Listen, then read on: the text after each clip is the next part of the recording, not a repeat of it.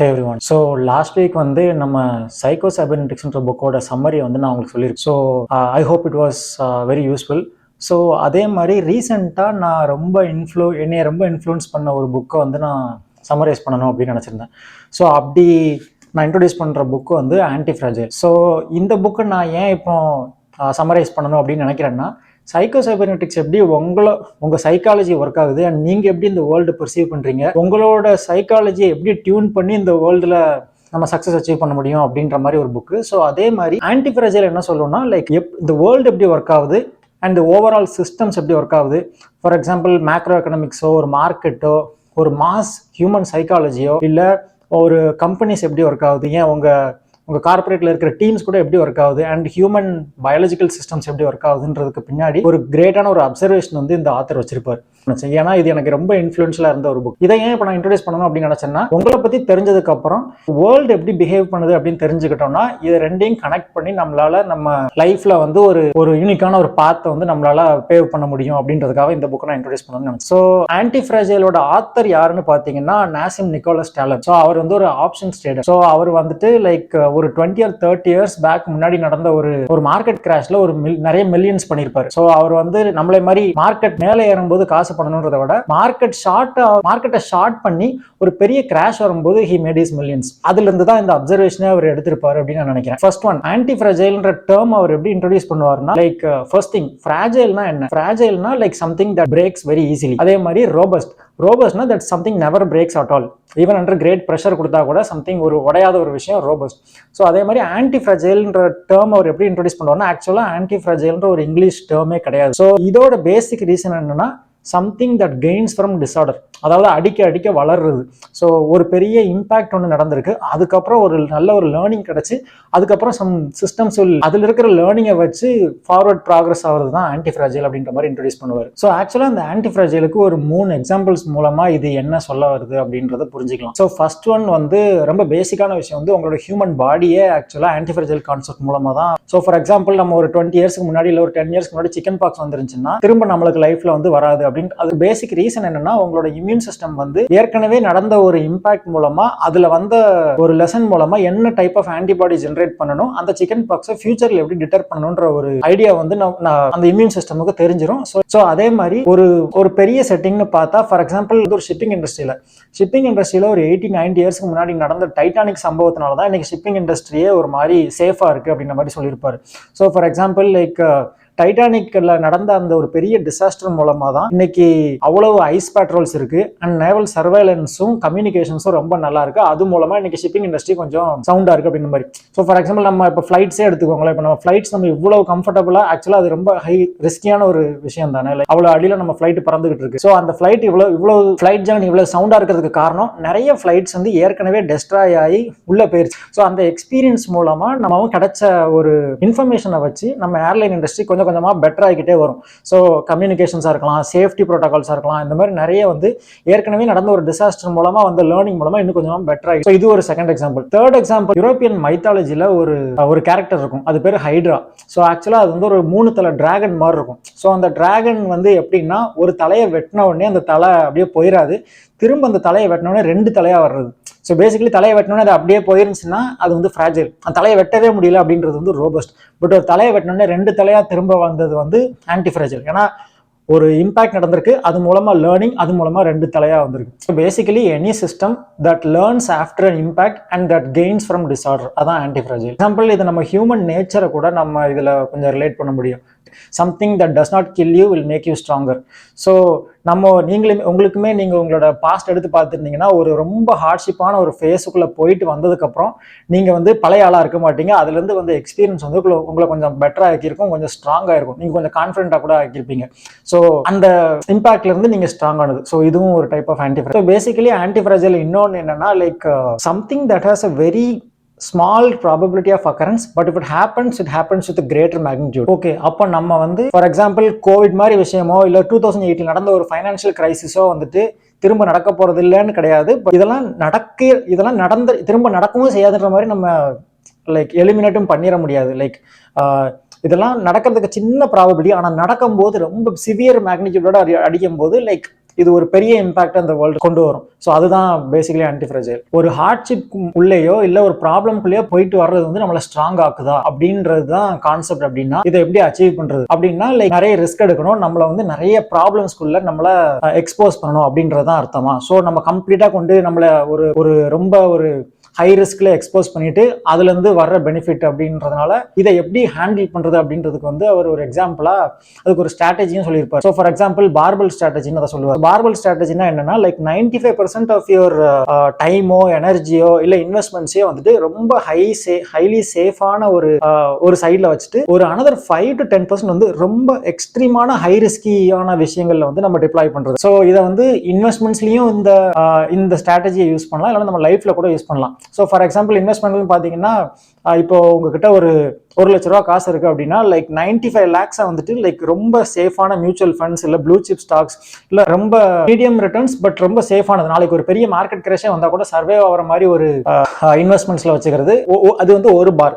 இன்னொரு பார்பல்ஸ் அந்த இன்னொரு சைட்ல வந்து லைக் 5 to 10%, லைக் 5 lakhs இல்ல 10 lakh 5,000 இல்ல 10,000 அந்த 1 லட்ச ரூபால ரொம்ப ஹை ரிஸ்கியான இன்வெஸ்ட்மெண்ட்ஸ் லைக் கிரிப்டோவோ இல்ல ஒரு ஸ்டார்ட் அப் இன்வெஸ்ட்மெண்ட் மூலமாவோ இல்ல ஒரு ஆண்டர்பிரினர்ஷிப் மூலமாவோ இன்வெஸ்ட் பண்ணி ஒரு பெரிய சக்சஸ் அச்சீவ் பண்றதுக்கு ஒரு சின்ன சான்ஸ் கொடுக்குற மாதிரி விஷயம் தான் அந்த பார்பல் ஸ்ட்ராட்டஜி. ஸோ ஆக்சுவலா வந்துட்டு இது ஸ்டாக் மார்க்கெட் இன்வெஸ்ட்மெண்ட்டுக்கு மட்டும் இல்ல, நம்ம லைஃப்லயுமே கூட நம்ம கொஞ்சம் பெட்டர் ஆக்குறதுக்காக நம்ம ஒரு அட்லீஸ்ட் கொஞ்சமாவது லைக் ரொம்ப ஹை க்ரோத் அச்சீவ் பண்றது எப்படின்றதுக்கும் இந்த பார்பல் ஸ்ட்ராட்டஜி யூஸ் பண்ண முடியுன்ற மாதிரி அவர் சொல்லியிருப்பார். So for example 95% of your income வந்து உங்களோட 9 to 5 ஜாப்ல தான் வரும். ஸோ உங்களோட டைம்ல ஃபார் எக்ஸாம்பிள் 24 hours இருக்குன்னா லைக் 95% ஆஃப் யுவர் டைம் வந்து அந்த ஜாபுக்கு டெடிகேட் பண்றது தான் கரெக்ட். ஏன்னா லைக் அதுதான் உங்களை ரொம்ப நாளைக்கு உங்களை ப்ரொடெக்ட் பண்ண போது, உங்க ஃபேமிலிக்கும் ஃபீட் பண்ண போது. So put 95% of your time in your typical 9 to 5 job and the rest at least like 5 to 10% of your time வந்து ரொம்ப ஹை ரிஸ்கியான விஷயங்கள், ஃபார் எக்ஸாம்பிள் ஆண்டர்பிரினர்ஷிப்போ இல்ல ஸ்டார்ட் அப் பண்றதோ இல்ல இன்டர்நெட் விஷயங்கள்ல சம்திங் ஏதாச்சும் பண்ணி கொஞ்சம் பெருசா க்ரோ ஆகுறதுக்கு ஒரு சின்ன சான்ஸ் கொடுக்கறது. இது மூலமா லைக் ஒரு ஹை க்ரோத் ஏரியாஸுக்கு ஒரு சின்ன சான்ஸ் கொடுக்குறோம் அப்படின்ற மாதிரி. அந்த லேடி லக்கு நம்ம லேண்ட்ல வந்து லேண்ட் ஆகிறதுக்கு ஒரு சின்ன சர்ஃபேஸ் ஏரியாவை இன்க்ரீஸ் பண்ற மாதிரி. இந்த 5% வந்து நம்ம ஹை ரிஸ்கியான விஷயங்கள்ல போடுறது மட்டும் இல்லை, 5% நம்ம இன்வெஸ்ட் பண்றோம், ஆனா இதனால வர்ற லாஸ் வந்து நம்மளை பெருசா பாதிச்சிடக்கூடாது. But at the same time வர்ற ரிவார்டு வந்து ரொம்ப ஏசிமெட்ரிக்கா இருக்கணும். ஸோ அதாவது basically when you lose you don't lose much, but when you gain the gain should cover most of your other smaller losses that you have incurred before. இதுக்கு best example வந்து இன்டர்நெட்ல start பண்ற நிறைய start ups தான். So பாத்தீங்கன்னா like நிறைய sauce companies இல்ல product companies வந்து எப்படி சக்சஸ் ஆகும் அப்படின்றதுக்கு ரீசனே என்னன்னா அவங்க ஸ்டார்ட் பண்ணும்போது போடுற இன்வெஸ்ட்மெண்ட்ஸ் வந்து ரொம்ப கம்மி. Just your if you have internet and உங்க ஸ்கில்லையும் ஐடியாவும் மட்டும் வச்சு கிரியேட் பண்ற விஷயங்கள் தான் லைக் இன்டர்நெட் சாஃப்ட்வேர் ப்ராடக்ட்ஸ் இல்லையா. ஸோ பட் அதுல இருந்து வர்ற கெயின் வந்து ரொம்ப எக்ஸ்ட்ராடினரியா இருக்கும். பட் அதனால வர லாஸ் வந்து ஒரு பெரிய விஷயமா அவங்கள அஃபெக்ட் பண்ண போறது. So downside is limited but upside is like unlimited, like very extraordinary. So for example இதுக்கு வந்து ஆக்சுவலா ஜெஃப் பெசோஸ் கூட ஆக்சுவலா ஒரு இன்டர்வியூல சொல்லியிருப்பாரு. லைக் அமேசான்ல வந்து Amazon.comக்கு அப்புறம் அவங்க நிறைய சின்ன சின்ன ட்ரையல்ஸ் நிறைய எடுத்தாங்க. ஸோ அப்படி வந்ததுல தான் வந்துட்டு AWS, prime, Amazon ring devices, Amazon Alexa இந்த மாதிரி நிறைய ட்ரை பண்ணியிருப்பாங்க. ஆக்சுவலா இதுல கிண்டிலும் ரிங் டிவைசஸும் வந்து அப்போ ஒரு சக்சஸே கிடையாது, பெரிய ஃபெயிலியர் தான் அச்சீவ் பண்ணாங்க. பட் ஆக்சுவலா இந்த சின்ன சின்ன ஃபெயிலியர்ஸ் மூலமா வந்த லெசன் மூலமா அடிச்சது தான் AWS. பட் அந்த AWSல வந்த சக்சஸ் வந்து மற்றதுல வந்த லாஸ் எல்லாத்தையுமே கவர் பண்ணிருச்சு. இன்னைக்கு AWS தான் லைக் 30 to 40% ஆஃப் அமேசான்ஸோட ரெவன்யூவை கொடுக்குறது. அதே மாதிரி தான் இன்னைக்கு பிரைமும் அலெக்சாவும் கூட இன்னைக்கு சக்சஸ்ஃபுல் பிசினஸ் ஆயிருச்சு. ஸோ சின்ன சின்ன ட்ரையல்ஸ், அதனால வர்ற லெசன், அதுக்கப்புறம் ஒன்னு ஏசிமெட்ரிக் பே ஆஃப் அடிக்கிற ஒரு விஷயத்தை அச்சீவ் பண்றது, அதனால வர்ற சக்சஸ். ஜெஃப் பெசோஸ் அப்புறம் இன்னொரு விஷயம் சொல்லியிருப்பாரு. லைக் அமெரிக்கா ஏன் இன்னும் கிரேட்டா இருக்கு அப்படின்றதுக்கு காரணம் வந்துட்டு அவங்க கிட்ட இருக்கிற காசோ இல்ல அவங்க கிட்ட இருக்கிற நாலேஜோ அது இல்ல, லைக் அவங்க கிட்ட இருக்கிற ரிஸ்க் கேபிட்டல். ரீசெண்டா ஒரு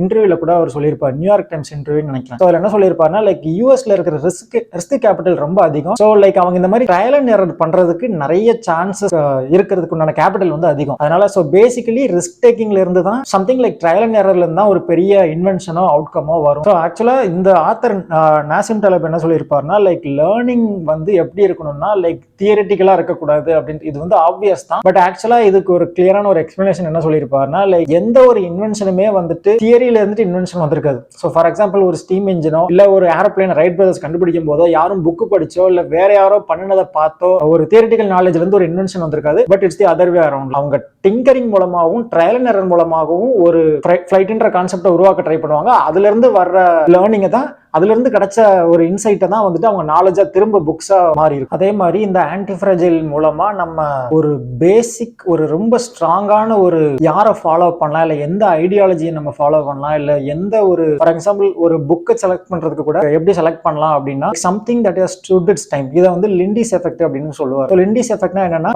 something that has stood for like 100 or 200 years will are destined to further last for another 100 or 200 years because ஏற்கனவே the 100 or 200 yearsக்கு உண்டான எராடிகேஷன் மெத்தடாலஜி நின்று லைக் தாக்கு பிடிச்சிருச்சு. ஸோ இன்னொரு 100-200 இயர்ஸ்க்கு கூட அது கிளாசிக்கா நிற்கும். அப்படி இதை பேஸ் பண்ணி நம்ம ஒரு எந்த ஆத்தரோ இல்லை யாரோட ஐடியாவை ஃபாலோ பண்றலாங்கிறத வந்து இது மூலமா செலக்ட் பண்ண முடியும். ஃபார் எக்ஸாம்பிள் இப்போ பிலாசபின்னு பார்த்தீங்கன்னா லைக் இன்னும் சாக்ரட்டிஸும் பிளாட்டோவையும் தான் பேசிட்டு இருக்கோம். அவங்க எல்லாம் பேசி முடிச்சு ஒரு எனக்கு தெரிஞ்சு 300-400 இயர்ஸ் இருக்கும். ஆனா இன்னைக்கும் அவங்க சொன்னது எல்லாமே ரெலவெண்டா இருக்கு. ஸோ இதெல்லாம் லிண்டிஸ் எஃபெக்ட்ன்ற மாதிரி ஒரு டேர்ம் காயின் பண்ணி ஏற்கனவே ரொம்ப நாள் உள்ள நேச்சர் எப்படி ஒர்க் ஆகும்னா எப்படியாவது வீக்கான ஐடியாஸ் இல்ல வீக்கான செல்ஸ் இல்ல வீக்கான ஜீன்ஸ் நம்ம ஹியூமன்ஸ்டே இருக்கக்கூடிய ஒரு வீக்கான ஸ்பீசிஸ் அப்படியே எராடிகேட் பண்ணி ரொம்ப ஸ்ட்ராங்கான ஸ்பீசிஸா தான் நின்றுட்டு இருக்கும். இன்னைக்கு ஹியூமன் ஸ்பீசிஸ் நிக்கிறதுக்கு காரணம் எப்படின்னா பெஸ்ட் ஆஃப் த ஜீன்ஸ் ஃபுல்லா செலக்ட் பை செலக்ஷன் பிரின்சிபல் மூலமா செலக்ட் ஆகி அதுதான் இன்னைக்கு இன்னும் சர்வைவல்ல இருக்கும். ஸோ அதே மாதிரி ஒரு ஐடியாவே இருந்தா கூட இல்ல ஒரு புக்காகவே இருந்தா கூட ஒரு 300-400 வருஷத்துக்கு மேல நிக்குதுன்னா அந்த 400 வருஷத்துக்கு உண்டான ஒரு எராடிகேஷன் எஃபெக்ட் வித்ஸ்டாண்ட் பண்ணி அது இன்னும் ஸ்ட்ராங்கா இருக்குன்றது. ஆக்சுவலா இந்த புக்கை மட்டும் ரீட் பண்றதை தவிர்த்து இந்த ஆத்தர் ஒரு பயங்கரமான ஒரு இன்டெலிஜென்ட் திங்கர். இன்னைக்கு வந்து நியூயார்க் ஸ்டர்ன் ஸ்கூல் ஆஃப் பிசினஸ்ல வந்து ரிஸ்க் மேனேஜ்மெண்ட் அண்ட் ஸ்டாட்டிஸ்டிக்ஸ்ல கிளாஸ் எடுத்துட்டு இருப்பார். இவர் இந்த முடிஞ்ச அந்த புக்கை படிங்க, இல்லைன்னா லைக் இவரோட வீடியோஸ் நிறைய திங்கிங் நகட்ஸ் அப்படின்ற மாதிரி ஒரு சேனல் இருக்கும். ஸோ அந்த சேனல் மூலமா லைக் இவர் என்ன சொல்ல வராரு, இவர் எப்படி ட்ரையல் அண்ட் எரர் மூலமா தான் இந்த எல்லா சிஸ்டம்ஸுமே பெட்டர் ஆகிட்டு இருக்கு, நீங்க எப்படி சக்சஸ் அச்சீவ் பண்ணலாம் அப்படின்றத வந்து தியரிட்டிக்கல் நாலேஜ் மூலமா இல்ல பை பிராக்டிகல் ஆக்ஷன்ஸ் மூலமாவும் சின்ன அந்த 5% ஆஃப் யுவர் எனர்ஜியை யூஸ் பண்ணி வர்ற லேர்னிங் மூலமா நீங்க இன்டெலிஜென்ட் ஆகிட்டு வருவீங்க. லைக் அதை பேஸ் பண்ணி எடுக்கிற ஒரு ஏசிமெட்ரிக் பே ஆஃப் லைக் நீங்க நிறைய ட்ரையல் எரர் எடுக்கும்போது ஒன்னு எப்படியாவது ஹிட் ஆகும். அந்த ஒரு ஹிட் வந்து உங்களோட மற்ற எல்லா சின்ன விஷயம் கவர் பண்றதுக்கு உண்டான ஒரு பொட்டன்ஷியல் இருக்கும். கண்டிப்பா இவர் சொல்ற ஐடியாவை வந்துட்டு இவரோட பாட்காஸ்ட் நிறைய கேளுங்க. இவர் எப்படி ரிஸ்க் மேனேஜ் பண்ணணும், எப்படி இன்னும் நிறைய ரிஸ்க் எடுக்கணும்ன்றத பத்தி சொல்லியிருப்பாரு. பேசிக்கலி ஒரு லேமன் டேர்ம்ஸ்ல நான் இதை எப்படி புரிஞ்சுக்கிறேன்னா இந்த உலகம் வந்து ஒரு பம்பர மாதிரி சுத்திக்கிட்டு இருக்கு. லைக் ரொம்ப ஃபாஸ்டா சுத்திக்கிட்டு இருக்கு. நம்மள மாதிரி கொஞ்சம் ஓரமா உட்கார்ந்துகிட்டு இருக்கிறவங்க வந்து என்ன பண்ணலாம் அப்படின்னா ஒரு சின்ன சான்ஸ், அந்த ஒரு பெரிய விஷயம் அடிக்கிறதுக்கு ஒரு சின்ன சான்ஸ் கிரியேட் பண்றதுக்கு ஒரு 5% ஆஃப் யுவர் எனர்ஜியோ இல்ல 5% ஆஃப் யுவர் டைமுக்கோ சான்ஸ் கொடுங்க. ஸோ ஃபார் எக்ஸாம்பிள் என்ன கேட்டா ஒரு லாட்டரி டிக்கெட் வாங்குறது கூட அதுக்கு ஒரு சான்ஸ் கொடுக்குற மாதிரி தான். ஒரு லாட்டரி டிக்கெட்டே வாங்காம லைஃப் பயங்கரமா சேஞ்ச் ஆயிரும்ன்றது வந்து சான்ஸே கிடையாது. ஸோ அந்த ஒரு ஏன்னா நீங்க இந்த ஆன்டிஃப்ராஜைல் கான்செப்ட் மூலமா நம்ம போறது வெறும் ஒரு 5% 10% தான். அந்த மாதிரி எக்ஸ்ட்ராடினரி திங்ஸ் நடக்கிறதுக்கான சான்ஸ் ஒரு 5% 10% உங்க லைஃப்ல எடுத்துக்கிட்டே இருக்கும்போது who cares, like if it doesn't work okay that's fine, but if it happen it will change your life இல்லையா. ஸோ அந்த மாதிரி விஷயங்களை வந்து கண்டிப்பா எடுக்கணும்னு நினைக்கிறேன். ஸோ இந்த மாதிரி ஏசிமெட்ரிக் பே ஆஃப் இருக்கக்கூடிய விஷயங்களை தேடி கண்டுபிடிக்கிறதா நம்ம வேலை நினைக்கிறேன். ஆனால் அந்த தேடி கண்டுபிடிச்சு அதுக்குண்டான ஆக்ஷன்ஸும் சின்னதா எடுக்கிறது மூலமா நம்ம ஒரு பெரிய விஷயங்கள் பண்றதுக்கு உண்டான சின்ன பாசிபிலிட்டி, அந்த ப்ராபபிலிட்டியை கொஞ்சம் இன்க்ரீஸ் பண்றோம் அப்படின்னு நான் நினைக்கிறேன். And not just this book, இவர் எழுதுனதுல மற்ற ரொம்ப இன்ஃப்ளூயன்ஷியலான புக் வந்து பிளாக் ஸ்வான், அப்புறம் fooled by random, statistical consequences of fat tails அப்படின்ற மாதிரி ஒரு 4 புக் இருக்கும். ஆக்சுவலாக எனக்கு இது ரொம்ப யூஸ்ஃபுல்லாக இருந்த மாதிரி எனக்கு தோணுச்சு. என்னோட திங்கிங், இந்த வே ஆஃப் திங்கிங்கே லைட்டாக சேஞ்ச் பண்ணியிருக்கு அப்படின்னு நான் நினைக்கிறேன். லைக் சில எக்ஸ்ட்ராடினரி விஷயங்கள் நடக்கிறதுக்கு ஒரு சின்ன சான்சஸை மூலமா ஒரு சின்ன ஆக்ஷன்ஸ் மூலமா நம்ம ட்ரை பண்ணணும் அப்படின்ற மாதிரி இது சொல்றதுனால I felt this very like consequential for me. Until then, see you next time with a new different book.